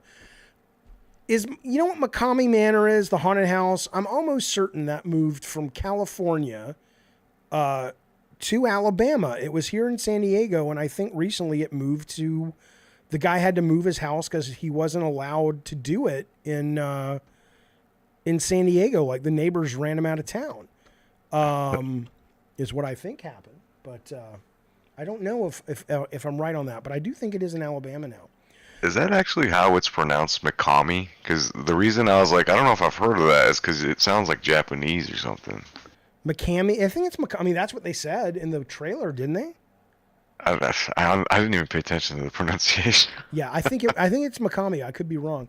Alex says, do you think the Bobby Kotick sexual allegations vanished because of the Activision deal? I don't think they vanished at all. I mean, I think part of the deal was you got to get the fuck out of here when we're done. I'm not getting on the Kojima fan. I'm a fan of Kojima. I'm just saying I don't think his book sold very well when he put it out is all. Well, look up the sales figures. Maybe it sold really well and you're just a hater. Why don't you look them up? Why don't you fucking... Yeah, that's right. This is a fucking... Yes, master. Jin fucking Z. I started watching... Oh, Scott says he hasn't heard of it. You know what? I got to tell you guys a story. So Scott's dad, my brother-in-law, I was, he's older than me, a lot older, not a lot, but I mean, he's, he was like an adult when I was a little kid. And so he took me one year to the haunted houses. Him and my sister would always take us. And for whatever reason that year, it was Steve, his dad and I. And we couldn't really find any. And we pull up to this one that's at a church. And we're like, oh, here's one. Okay, cool. Because we're driving around, the area we lived in looking for haunted houses. And it was at a Baptist church. And he didn't know any better. And I didn't know any better. And we're just like, cool, let's go into this one. And the whole thing was it was one of those hell houses where it's like you're going to hell, and they had all these scenes set up of like Jewish people burning in the fires of hell. And we were just both standing there like, what the fuck am I watching? There's a documentary, not on that particular haunted house, but there's a documentary on that process of Southern Baptist churches doing these hell houses, and they're fucking crazy, man. They are absolutely crazy. They will just tell you the worst awful things about what will happen to you if you don't join their particular breed of religion. Isn't that something? All right. I can't find anything on the book sale, so I'm assuming that means it didn't sell that well. I mean, I'm sure it did okay. I'm sure Cliff's book did okay, but it's not like it's like, oh, bestseller, the story of Miyamoto or something. Well, it has 821 ratings on Amazon, so it sold at least that many. Well, if you have to buy it, I think, yeah. Listen, Lux says there was one haunted house where a real serial killer presented real dead bodies to visitors. Really? That's amazing. I know there was a haunted house at a fairgrounds that you could ride through in Florida, and they had a actual dead body in the ride that they didn't know was a dead body. They thought it was just like some Halloween prop. And they were shooting an episode of The $6 Million Man. And when they were moving the prop, because they shot it in the haunted house, the hand came off. And the camera guy looked at the hand. He's like, there's like old bone and shit in here. And it turned out they figured out who he was. There's a real fucking body. But that's not as good as your story about the guy who intentionally showed off dead bodies. What's that guy's name? H.H. Holmes, who built the Murder Hotel in Chicago. That guy blows my mind, man. That's insane. That is insane. And then it got burnt down because you can't really revisit it and shit. People are fucking crazy. I find it horrible and fascinating at the same time. Okay, so Scott says McKamey Manor is in Tennessee. Okay, so I know it moved to the south for sure. Jeff Keighley bought 100 copies of Kojima's book. That's fantastic. Okay. Holmes was a sick puppy, says Cathal. Yeah, absolutely. No, he was no Ed Gein, though. That motherfucker's the sickest of them all. That might be like the understatement of the fucking year. Well, I mean, Holmes was sick, but I don't think he was as sick as right, because Gein was the guy who skinned his victims and then made purses out of them and shoes and shit. I mean, yeah, that's viscerally disgusting and grotesque, but right. Holmes literally built a fucking hotel just to kill people. I know. I think that's more psychotic. Yeah, that's fair. But impressive. But fair. Is that true? Awesome says Holmes used to masturbate when he gassed couples in his hell hotel. Holy shit. That's what he wrote, masturbate. I played, what game was that? From the Dark Anthology, the one that was about Holmes. It was the most recent one. And I actually fucking finished that game. And I rarely finish games. It was so compelling of a story based on that guy that absolutely I was fascinated. Play some fucking scary games on stream, dude. It's spooky season. Is that what Alex is saying? Alex always tells me that. No, that's what I'm fucking telling you. Okay, well listen, I would love to. If I could actually find, out of all the games I've played, there have been 2 that have genuinely been scary.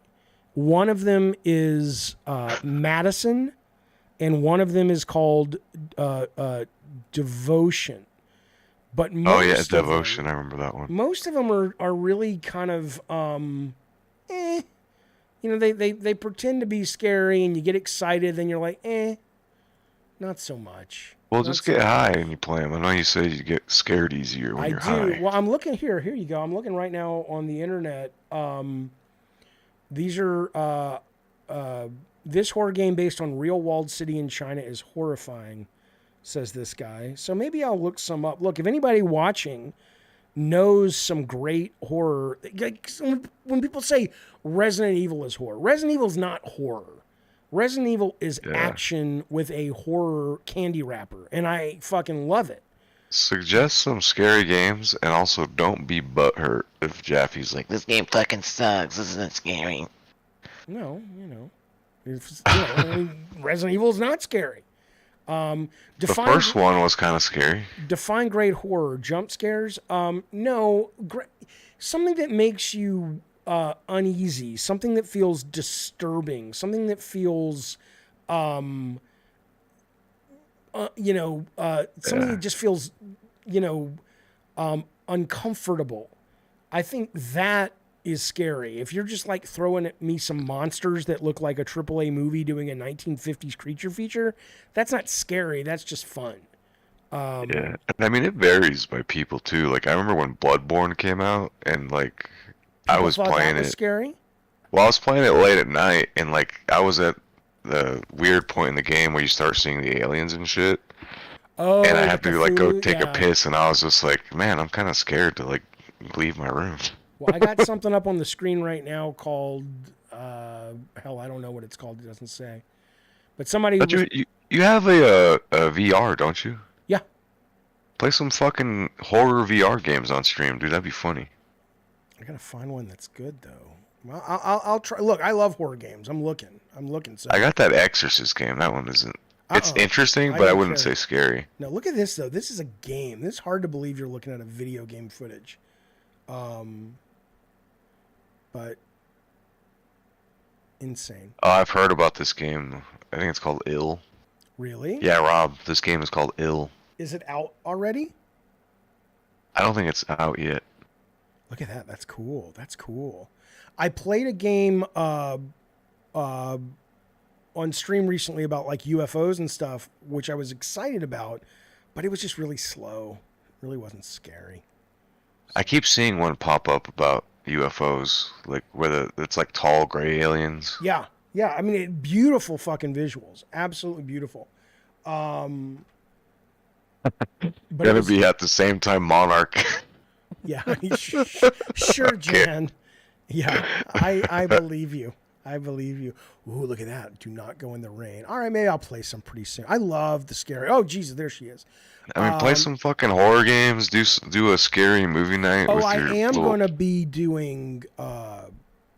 We are doing a Halloween special this year. That's for sure. And there's so much good, and it's all bullshit probably, but there is some really good Instagram short horror that is just so delightfully disturbing that I just want to get high as a kite and watch that. I will shit myself. I'm looking forward to it. All right. Well, that sounds good. Yeah, goddamn right. Now listen, I think that's Gabbing and Games for Friday. What do we? Let me ask you guys a question, and let me ask Bukkake as we're wrapping it up for the day. What do we think about this format? Do we like it that it's not just games? It's mostly games, but it's all over the place. Or would you prefer it stay just games? Let me know in the comments right now while we're live, because I'd like to talk about it, because I enjoy talking about a bevy of topics. But if you like the games, we can make that happen, I suppose. PM says, just stream more, pal. I would if I could talk about things I was interested in, but every day, yeah. Oh, Addy Pie. Mutmo says, keep it gaming. Jaffe, we will not get a seance, because the last seance we did was really fun. But it wasn't a barn burner in terms of audience. Like I said this recently on another show. It's like, you know, if you're watching someone else's seance and you're not in it, then it's like listening to somebody tell you their dreams. And that's not really all that interesting. The Mighty Nim says, will we ever see your God of War Ragnarok review? I think I did one already. The high concept was I thought it was beautifully made, beautifully produced, amazing music, amazing sound, amazing performances. Combat was a delight. I just felt that it was slow and sluggish. And after about maybe 12 hours, I was done and had no interest in going back to it. So I never Mighty Nim, you missed the review he uploaded where he was drunk and crying and be like, this could have been my career. And he like done? And then he deleted it like a couple in the morning. Hey, listen, like I said,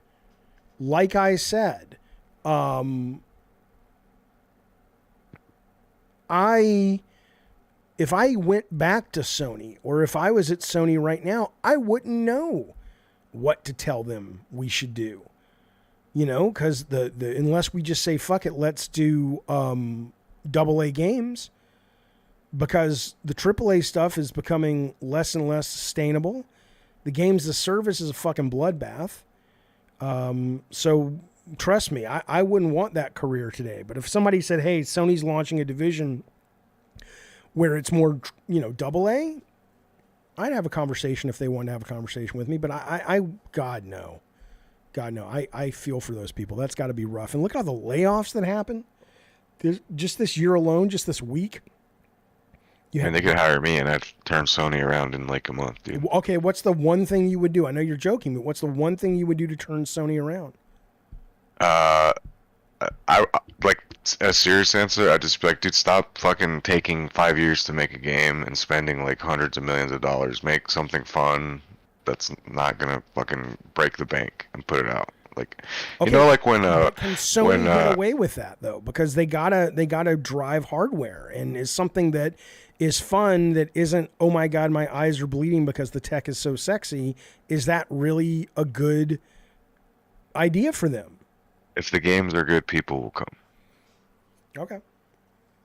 I'm wondering if that's always the case. It's not always the case, but more often than not, I suppose.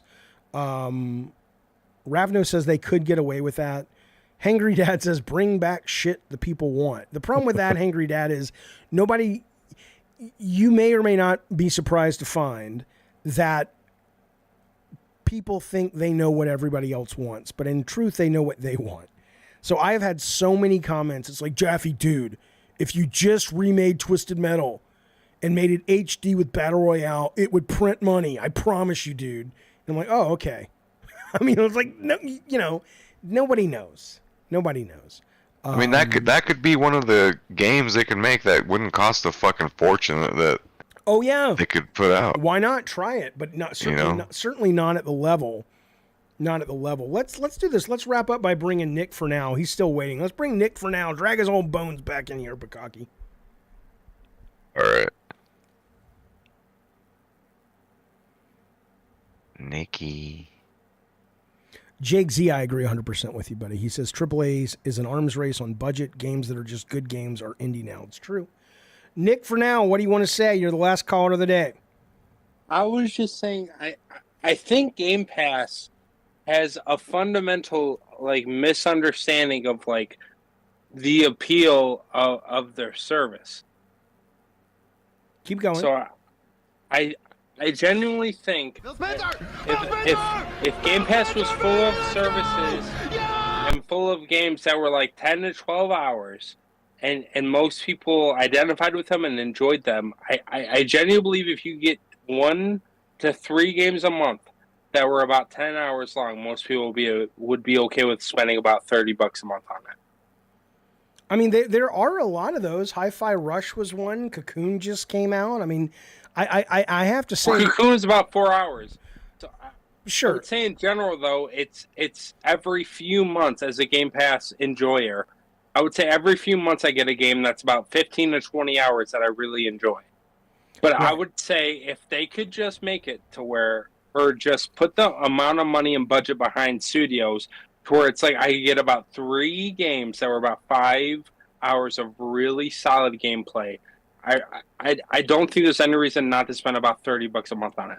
Yeah, I like games. A year on it. I like games like that, and I'm happy to hear Spider-Man 2 is probably about 20 hours if you don't want to get 100%. Yeah.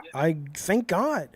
Thank fucking God. I don't want, I don't mind long games like Baldur's Gate and whatnot, but I'm glad we're seeing some games that are kind of pulling back a little bit. So there's like the thing with the Capcom dev, they're like games seem to be more expensive. I don't think games seem to be more expensive. I just think games seem to be shorter.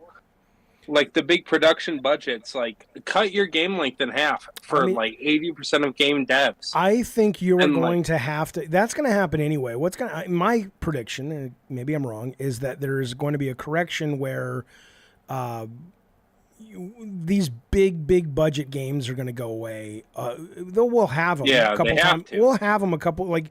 You'll get 1 or 2 a year from a company, maybe 1 a year from a company, and everything else is going to have to just sort of go back to putting the game mechanics and the gameplay and all that first, because there's just not a big enough audience to merit the cost. Would you spend 70, 80, 90 for a game that's only 10 hours? It would have. I don't think that's justifiable. I don't think it's justifiable. It would have to be like one of those things where it's like, this is the new masterpiece that everybody has to play if you love the medium. But in general, no. Spider-Man 2, I'm looking forward to, but I think I would have a hard time buying that for $90. But Baldur's Gate 3, though, I would buy for $100. Sure. Marvel Snap, I've spent $140 on. Totally happy with it. Do you think most people would spend $140 for Marvel Snap, though? Probably not. Oh, I think a lot of people have, because you're not spending it all at one time. You're buying the season pass. Every month it's $9, and you get a lot. So of if you could only pick one model for games to move forward as, would you say shorter and at the current price, or would you say a subscription model where they have a subscription model, keep up with it? I think subscription models, if they can work, and they may not, but regardless of if Game Pass works or not, subscription models are the thing that will allow the medium to grow. And maybe, again, it may not be able to be the games a lot of these AAA folks love, but like even if Shudder were to say, like, I don't know if you saw this, but Blumhouse now has a horror game division. If Shudder were to say, look, we're gonna charge people $6 a month for streaming horror video games, and we'll get some of the older ones that are big budgets when we can, but most of them are going to be AA, indie, super indie stuff from Puppet Combo, and just every month you're going to get really cool horror games. I think that would be fucking huge, and then you get a lot of people who are able to take chances on their creativity, because a great horror game could be 45 minutes long, and that's all it needs to be, but you're going to have a hard time selling that. I guess my question is, so as Game Pass as a service, so I adore Game Pass. Me too. Do you think Game Pass would be better off having games that are like anywhere from like 7 to like 10 hours and like release a handful of them every month? You've already asked this question. Are you high? You've already told. You need to go to church, sir. You need to go to church. Yeah, I don't think it would be better off. I think they need. I am drunk. I think they need a blend. I think they need a mix. And the more of those games, though, I love them. All right, Nick. Thank you, buddy. Yeah, take care. All right, man. All right, fellas. Bukaki, you have anything to say to wrap this shit up? Any games you're looking forward to in the future? Well, I played. Like I said, I played RoboCop demo. I'm kind of getting frustrated with Baldur's Gate 3 right now because the map is so fucking confusing to me. But I love it. But I would say Spider-Man 2 is probably the next thing that I'm pretty excited. Oh, and Alan Wake, of course. Alan Wake 2. I still got to play the first one. I heard the first one was really good. I played a little bit of it, but I hear this one. This one's so much different and more survival horror. The first one was like this thing with a flashlight, and you could stop shadow monsters, and I don't know. I could never vibe with it, but no, I cannot wait for Alan Wake 2. And then there's just a bunch of indie shit. PM45 is talking about Agent 64. I saw that on Steam the other day. It's basically like a new GoldenEye. I don't know if it feels like just a nostalgia play or it's actually good on its own. But I will be looking at that as well. But over the weekend, I'll probably try to get back in love with Baldur's Gate and figure out maybe somebody on the internet. Eddie Torres was kind of helping me, but I'm still confused about how these maps work in this game. So what about you? What are you playing? Well, everyone keeps mentioning Lords of the Fallen. Is that out? I don't think it's out yet. Yeah. But that's what has my attention right now. That's probably the next game I'll pick up. But right now I'm playing Starfield and Baldur's Gate, so pretty much the same. Have you finished Starfield, the first one playthrough yet? I'm like right at the end mission, so I'm doing all the side shit now. Yeah. Well, okay. I mean, yeah. I don't know. It's hard to know what to do in that case, but I definitely think it's really great. It's really great. I've kind of fallen off it just because, once I've gone through New Game Plus, I get it, and I want to play Baldur's, but I loved it. I still think it's one of the best games of the year. Yeah, and like now, like understanding the story, the way that I'm assuming they're handling New Game Plus is pretty neat. Yeah. But did you go to NASA underground with the museum and shit? Yeah, I did. Oh, that was cool. That was fucking It cool. was. It's cool. Like, there's a lot of little things about that game that, like, there's a mission in the middle where somebody dies, and you don't. By the way, there's no spoiler because it depends. People. Yeah, well, yeah, that's what I mean. Yeah. I looked it up. Like, can I save this person? And then, like, when I looked up the guide, it's like, oh yeah, the person that you have like the highest affinity with, that's who's gonna die. I was like, what? I didn't know that. Oh, I thought it. Yeah, it's cool. It's cool. It's a really cool game. I think it gets. Yeah, luckily for me, the person that I really liked, I didn't have the highest affinity with at the time. I've had 3 times trying to make things happen with that Sarah lady, and I can't do it. I can't do it. I wound up with the Andreja girl. She's the one who was killing the guy in the tunnel when you first meet her? Yeah. Yeah. That seems like your kind of lady. All right, fellas. Bukaki, thank you, buddy. I will reach out to you if I see you on Discord this weekend. If you see me, reach out and let's connect and talk about how these 2 shows went, what you think. In the meantime, fellas, I'm out. Be well. Thank you for hanging out. Consider liking this show, subbing to this show, buying yourself a membership so you can watch the McKamey Manor documentary with us next week. Any tier membership will do. And in the meantime, thanks for hanging out with us, and I'll see you guys soon. Thanks, everybody. Thank you, Bukaki. Where's the soundtrack, man? I'll see Jason WB says keep Bukaki, so you have to. All right. See y'all.